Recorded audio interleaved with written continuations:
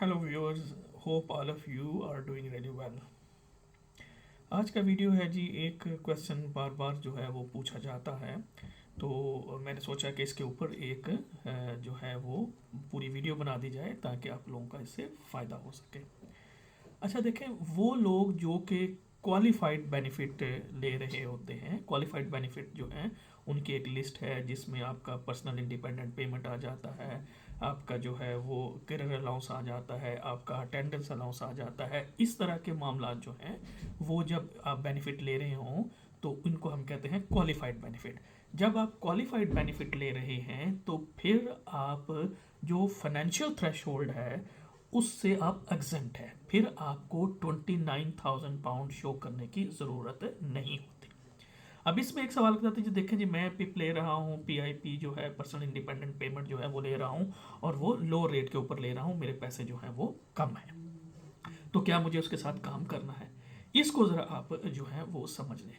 देखें, जब आप एग्जम्प्ट हो जाते हैं 29,000 पाउंड से, तो फिर आपने ये साबित करना है कि आपके पास मुनासिब, उसको हम कहते हैं एडुकेट मेंटेनेंस जो है वो मौजूद है। ये कितनी होती है ये मैं आपको समझा देता हूँ। देखें, इसमें दो लोग यानी एक कपल जो है जिन दोनों की उम्र जो है वो 18 साल से ऊपर है, 18 साल और 25 साल से ऊपर है, तो उनके लिए जो वीकली आपको इनकम चाहिए होती है इसमें वो है करंटली जो है वो 142 पाउंड 25 पेंस पर वीक।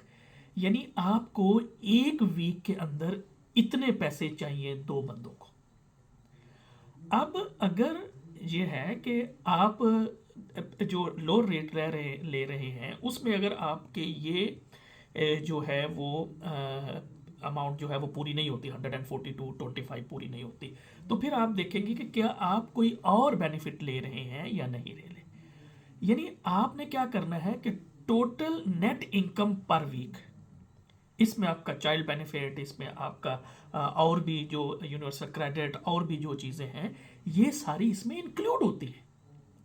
अब ये सारा अगर आप इंक्लूड करते हैं फिर इसमें से हमने माइनस हाउसिंग कास्ट। अब हाउसिंग कास्ट में क्या होता है कि आपकी मॉर्गेज या आपका रेंट, यानी जो आपकी रेंट जा रहा होता है, ये हाउसिंग कास्ट होती है। ठीक है जी।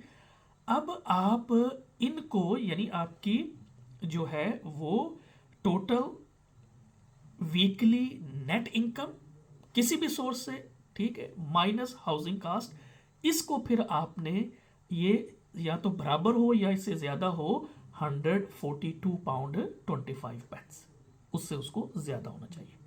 अब अगर बच्चा भी बीच में शामिल है तो वो 142 पाउंड 25 के अंदर आप फिर पर बच्चा, एक बच्चे के हवाले से आप उसमें से जो करंट रेट है वो 83 पाउंड 24 पेंस है।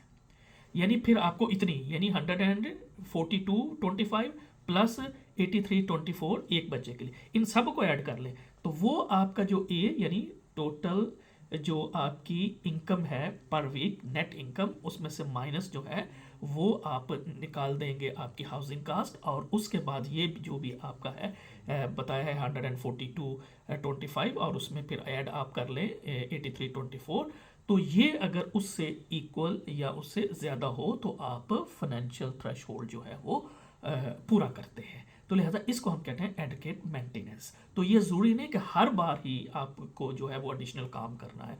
अगर आप सपोज करें कि करियर अलाउंस ले रहे हैं, ठीक है जी, तो वो तो क्योंकि 142.25 नहीं होता, तो इसके अलावा अगर आप और फिर कोई बेनिफिट नहीं ले रहे तो आपको उसके लिए फिर उसको टॉप अप करने के लिए काम करना पड़ेगा। लेकिन अगर आप कोई और बेनिफिट ले रहे हैं तो उसको फिर जो मैंने अभी फार्मूला आपको बताया है उसको इस्तेमाल करते हुए आप देख लें कि आपके पास एडवोकेट मेंटेनेंस है या नहीं। तो आई होप कि मैंने इसको बड़े अच्छे तरीके से आप लोगों को एक्सप्लेन कर दिया है, ताकि वो बार बार जो सवाल आता है कि जब हमें काम करना है नहीं करना, तो वो मैंने आपको एक्सप्लेन कर दिया है।